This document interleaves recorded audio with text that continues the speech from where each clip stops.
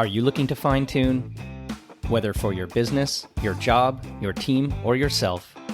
In each episode, we will be discussing different ideas and opinions using real-world examples to help you see opportunities, innovate, and succeed.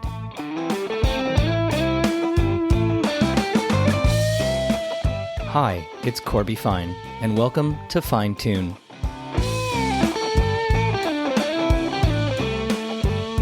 There's absolutely no question that this whole world of digital transformation, digital technology is impacting on everything, every business, every vertical, affecting the customer experience, affecting the business models and how organizations make money. I can't even remember the last time I literally left my house to buy groceries. I can get anything I want delivered in real time. Everything is being impacted. The sports industry in particular is undergoing this massive change, and digital technology is part of the disruption. It's unlocking all kinds of opportunities for growth, new business models, new ways to acquire customers. And to capitalize on all these opportunities, the companies that are in the business, the sports organizations, they have to bring in the right talent, thought leadership, and experience to help with that transformation. Because it's not just about the way you operate day to day, it's the people you're hiring, the processes by which you run your business, it's the technology and infrastructure, it's every aspect of the business. And with me today to talk about that is someone that I've known for many years. In fact, we used to share a wall. I don't think we ever cut a hole in it to play ping pong, but I probably fantasized about that all the time. Christina Litz, who is currently the Chief Brand and Commercial Officer at True North Sports and Entertainment. And for those of you who don't know who True North Sports is, they are the owner and operator of the Canada Life Center, the Winnipeg Jets in the NHL. I do have a retro Winnipeg Jets shirt. That's a whole other story I'll get to. The Manitoba Moose in the AHL, the Bell MTS Iceplex, the Burton Cummings Theatre. Assets, fun stuff. I love all those brands.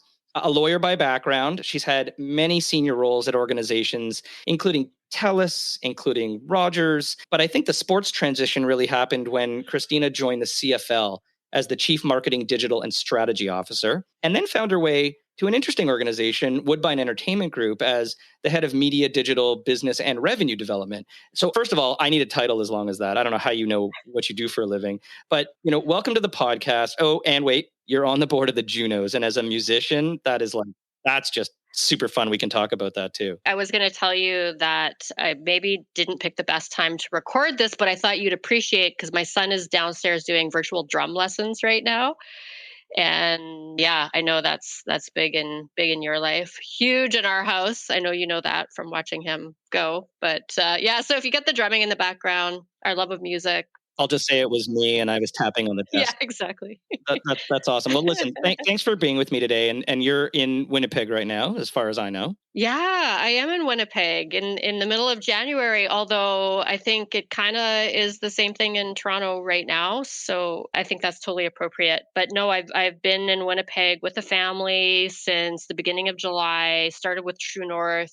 It was sometime in May remotely as we were kind of finishing up the school year. But then, yeah, put 20 plus years of our Toronto life in a car and a big moving van and started driving west. And of course, this is home for me originally. So it's so great to be home and to be back with an organization like True North is truly a dream come true. Yeah, you're a lucky boomeranger getting to go back. And I think for a role that it sounds on paper, and we can talk about it, just, a bit of a fantasy. And when I think about what you're trying to do, you're trying to champion a series of brands. You're trying to champion a digital future. You're trying to champion revenue growth. When you think about everything I said at the beginning, this digital technology and transformation, having the ability to affect the sports business, where my brain right away goes is, okay, the fans, the audiences, the growth of those that can consume your stuff. You don't need to go to an arena. You don't need to go to a venue. We don't even need to be in a room to podcast record anymore. So starting with that, where do you see this transformation affecting the consumer, the audience, the fan? You mentioned it at the top of the podcast, and sports, like every place else, is at every single touch point is utilizing digital. Sports no less. I think what's been so interesting and what really made me interested in this space, aside from being a huge sports fan, is just that it's so interesting to see how evolution of being a sports fan, like what's happened there. So, even as recently as, 15 years ago, it was pretty, I'm not going to say easy because it's always a tough job for marketers and brand people to figure this out and people who are trying to sell tickets. But, basically people would watch their sports on television and then they would buy a ticket for a game and buy some swag and they were a sports fan. And now, what's so interesting is that for every generation, demographic, psychographic, there's so many options. Never mind with the amount of sports that you can access now and the sort of international aspect and options for sports. But you are a sports fan if you play, NHL on EA. You are a hockey fan if you play, beer league hockey with your friends. You are a sports fan if you're watching a Twitch, live stream of, again, video game play or you're a sports fan if you bought a Jets NFT and you haven't really seen a game before. And of course, the other thing I'm sure we'll talk about more, you're a sports fan if you are part of a fantasy league, you bet on a game. So the challenge and the interesting, like the fascinating thing about this work and the job that we have is, how do you do that effectively in so many places with so many so many options ahead of you, and how do you get quickly to the place where you can make enough money so you can justify investment in time, because like every other industry that is going through this process, still the bread and butter of what we do is selling tickets for a game and broadcast rights. So you redefined the fan for me in a way I hadn't really thought about it, to the point where simply buying an NFT, well, maybe I'm an investor.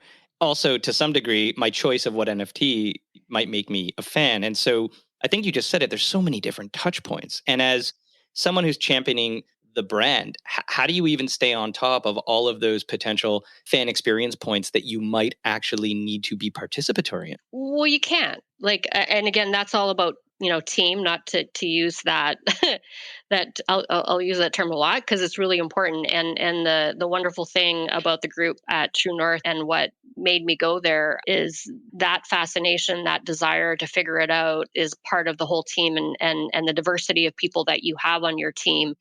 And so, no, at my level, I can't stay on top of it because a lot of these platforms and things are not even made for me anymore. And I think about the behavior and watching my kids who are 10 and 12, having whole lives on platforms like Roblox, where they have their own currency and they have their own interactions, and it's just, you have to have a great team and you have to make sure your team is diverse and bringing different voices to the table and different perspectives. And I mean that diverse in every which way you mean. I like that was something that I really learned and embraced at the CFL is, yeah, you tend, when you go into a sports organization, there are a ton of people, and it's so important to have the people who go deep on the game and the sport. But boy, it's great. And at the CFL, we had people coming from women's lifestyle to help us with design, and some of the people that who could help us grow that segment in a way that was authentic and not just shrink it, all the things that, will happen if you don't authentically come to that place. So yeah, you have to make sure you're looking around the room and make sure that you're bringing people who are naturally fascinated, curious, interested, in addition to all the standard things that, leaders have to do to keep up. So the word that comes to mind in that is intent, because what you can't do is you can't control all of the facets of how your customers, your fan base, et cetera, are going to interact with you. But I'm assuming, and you can correct me if I'm wrong, there are certain key areas. To your point at the beginning, there's the obvious ones. There's the TV experience. Then there's the buying the ticket in arena, in stadium, in venue experience. There's the buying swag experience. What are the areas, though, that you see as the next area? Obviously, you mentioned things like playing video games, watching Twitch, et cetera, et cetera. When you think about shepherding this brand that you have, or numerous brands that you have in your purview, as a sports executive, where do you focus? Because there's certain ones you have to choose to focus now, I just assume. Yeah, I mean, honestly, it's being there to serve our fans. And actually, before sports groups. I love playing in all these interesting new spaces and having the team sort of explore the metaverse and NFTs. But honestly, the biggest opportunity we all have is to get the core of what we do right, which digital can help with so much. So, thinking about the customer experience when they come to our venue and using technology to improve their enjoyment of the experience, whether it, you know, be developing, game day apps that help them figure out which line in the building is shorter, or, help them, play a game with us during the game. Or the one time I've traveled in the last 2 years, I was in Seattle with the team beginning of December and got to see that the Climate Pledge Arena, and they're instituting that Amazon grab and go technology. And again, it's, on one hand, the digital part of me gets really excited and wants to geek out and let's do it everywhere. But it's actually addressing a real, ongoing fan pain point or opportunity, which is it makes the lines shorter. It gets rid of lines. It makes sure that, but don't do it. So my point being, I guess, don't do it because you're geeking out and it's a cool technology, which I have to resist. Use this. It makes sense to use this to, solve and contribute to fundamental things that I don't think change regardless of, what's going on. So the precursor to the Amazon grab and go was about 4 years ago. I happened to be in Tampa Bay and I had the pleasure of going to see the Leafs against the Lightning. And I'm standing in line waiting to buy a hot dog, a drink, whatever it was. And this lovely older lady who was right in front of me was wearing her Lightning Bolt jersey, and she grabbed her food. If she wasn't 75 years old, I'd be shocked. And all she did was put her arm up to the counter and walked away. And I asked the cashier, I said, sorry, like, what was that What just happened experience? there? Yeah. So seasons ticket holders all got custom shirts at the beginning of the year, and embedded in the sleeve was essentially a chip to allow for touchless payment. And I just thought, wow, like, one, you're creating a great experience. Two, you're making those that aren't seasons ticket holders envious. And you're creating a differentiation to say, like, here's what it means to be a true fan, to be a loyal, committed fan who's buying tickets, showing up in stadium, making our lives easier. And I've never seen that anywhere else. Granted, I haven't been to many games in the last number of years. So I totally get there's technology for technology's sake, and then there's technology to solve a problem. So I guess then the next question is, when you try and define those problems, obviously we're taking more of this experience outside of the arena. And as we've mentioned, you've dropped a couple of things like video gaming, esports, e-gaming. Where do you see the market going, irrespective of whether you're going to play in it or not? Just forecast that growth, because it just seems from an outsider's perspective to be massive. And then there's the gambling side, which is a whole other question. But in terms of e-gaming, where's it going? Yeah, I think it's already there. So I don't think, talking about where it's going, it's doing pretty well. You can ask our friends at Overwatch and that group. It's already there. I think what remains to be seen is how the traditional quote unquote professional sports, whether there really truly will be opportunity to make that business versus the games that do well in that space already. And I don't know yet. So I think it's not been completely successful yet, but these things take time. And again, underlying all of it, are some base things that make you believe that it still is going place. So for example, like, the EA NHL game is still a huge way in which kids are interacting with our sport for the first time. And I think it's well documented that the FIFA game is the reason, one of the key drivers of growth for soccer in North America. And so there's something to that, whether or not out of that becomes the business that, is League of Legends and all of those games. So far, not yet, but QR codes weren't big a couple of years ago either. So I don't know. I don't know. What do you think? Well, I guess, whether it's True North or the CFL or MLSE or whoever it might be, I look at it and say, if I'm not, as an organization, thinking about how to somehow be participatory, even if I don't own the Winnipeg or the Toronto or the Hamilton version of my digital experience, even if it's a different game altogether, how do I own the fan base that's in that city that's already loyal to my number one brand and start to tangent that off to number two and three? And it's funny because I was walking through Montreal about 2 years ago, and happened to go by a storefront, literally a retail storefront, that turned out to be the office for one of their Montreal-based e-gaming official teams that were playing a whole bunch of games, Call of Duty, et cetera, et cetera. And so there's absolutely demand. I, in the next room to me right now, have a 14-year-old son who is, if it wasn't for tutor time, playing infinite amount of games, using PayPal to join tournaments, worried about ranking. And I think what used to be, I'm going to open the Globe and Mail center page and see the stock ticker symbol. I envision a future, to your question of where I think it's going, that gamers' profiles are going to actually be something that they want to see in the public eye, having rank and having order. And it's not so much the NHL stats, it's the Overwatch stats across the global sphere. And I want to see my name in lights. That's kind of where I think that's right. I think the question for us is what part does True North play in that? And so there are some teams. I think the Islanders just announced their esports team, and MLSC has their house. I think it's their Bell Five house, is it not? That I don't know if it's still sponsored, but with some FIFA and BA2K folks. But I just don't know yet whether or not the investment it would take to build that up, that there's the return for us yet. But 100% agree that this is a place where our next generation of fans are interacting with us, and there's a ton we can do there to, on the marketing and engagement front that we are absolutely looking at. It's just where does the money come after that, which unfortunately, so that's a longer lead if we're just looking at from an engagement play. Just not sure on the business side yet we're there, because the folks that are making the money in the space are the publishers. And we definitely would love to host some of the big tournaments at Canada Life Center, so definitely interested in that. Just not sure yet, and still learning on where we go on pure NHL esports for True North.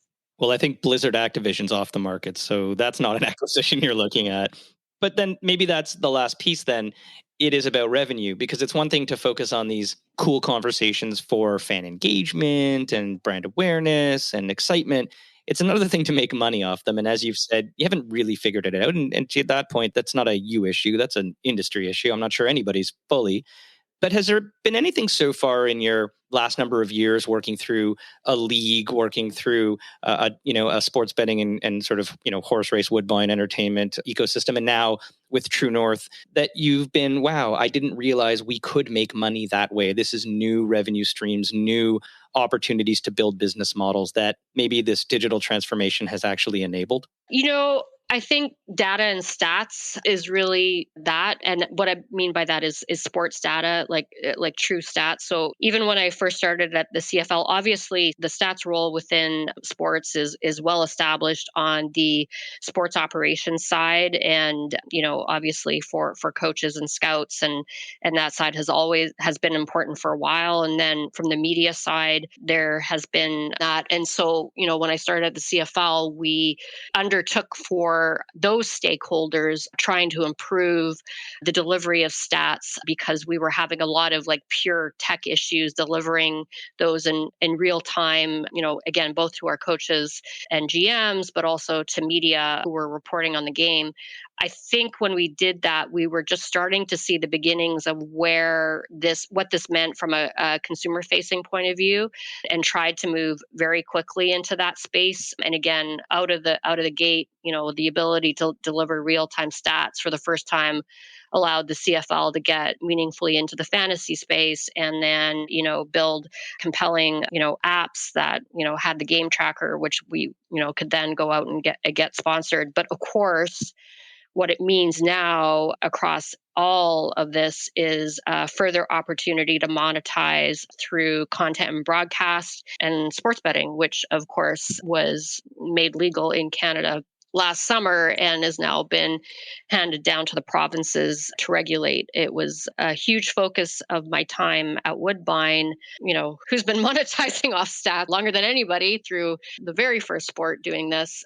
But I don't think the evolution of how quickly that has happened has been shocking and interesting, and I think we're just starting to see the beginnings of it. I'm also excited about where that's going on the broadcast space. I don't know if you saw the news, about the Brooklyn Nets utilizing what I think it looks like those 5G cameras that are being put in, that were just put in Canada Life Center, marrying that with stats feeds to allow users to essentially create what looks like video game avatars and really control the view of the actual game going on. And that's incredible. That's just, to me, and that leads to a whole other level of rights for either the league or the teams to be monetizing going forward. So that has to be a big focus for all of us now, is figuring out how we're playing in that space and how we move quickly. But that has happened faster than I think anybody could have expected.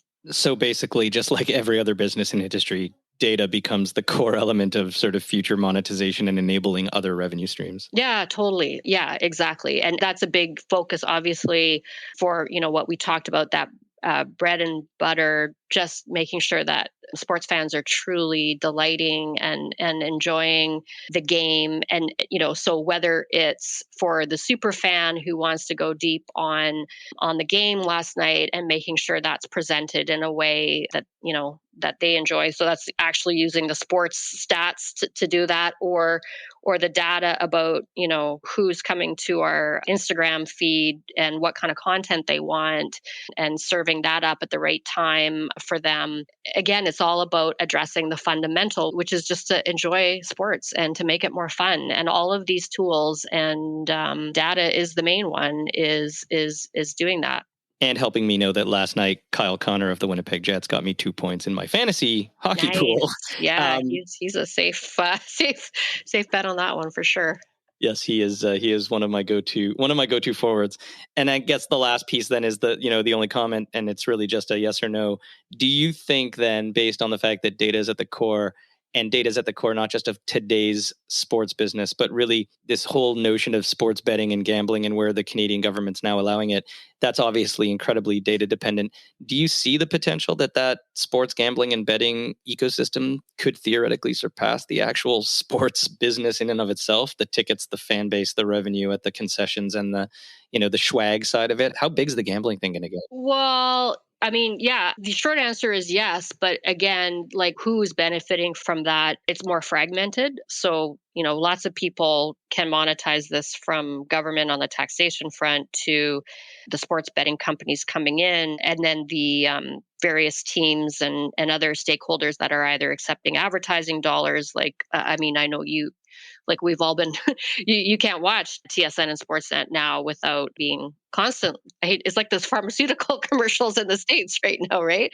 It's everything right now. And I don't think that's going to be like that forever. But right now, as everybody's trying to gain market share. But if you believe the reports that have been done and were surfaced during the federal government hearings, this is tens of billions of dollars in Canada alone, is sort of the volume of wagering that they expect will happen. And by the way, is already happening on gray market platforms. So, the people who make the product, and again, this is not about monetizing betting off of the Winnipeg Jets, because we won't do that. And we have to be careful in that space. But generally speaking, those delivering the product should be able to benefit from that in this ecosystem. So that is what we're trying to figure out. This is a clean show. No gray market conversation. No gray market conversations, but it's early days. And again, just recognizing that a lot of what were the quote unquote gray market players legitimately want to enter Manitoba, and Ontario is already going this way and playing the legal framework. And there's a lot of opportunity with that. Well, I think you nailed it. It is big, it is huge, and it is like the Marines storming the beach on TV advertising, where, to your point, every other ad you see is for an unnamed company that I will not mention, saying, please bet with me. You've got a background in it. I think you're perfectly suited to help your current employer transform itself and really move into that future. Christina Litz, the Chief Brand and Commercial Officer at True North Sports and Entertainment in Winnipeg in January. Thank you so much for joining me. I really appreciate your time today. Thanks, Corby. It's been great catching up with you. Enjoyed the chat.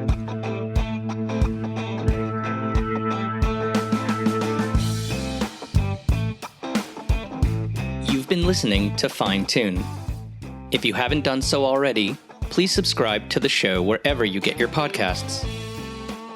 You can connect with me on Twitter at CFine, through LinkedIn at CorbyFine, or visit my website, corbyfine.com.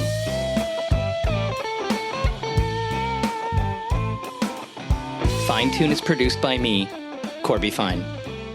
Thanks for listening.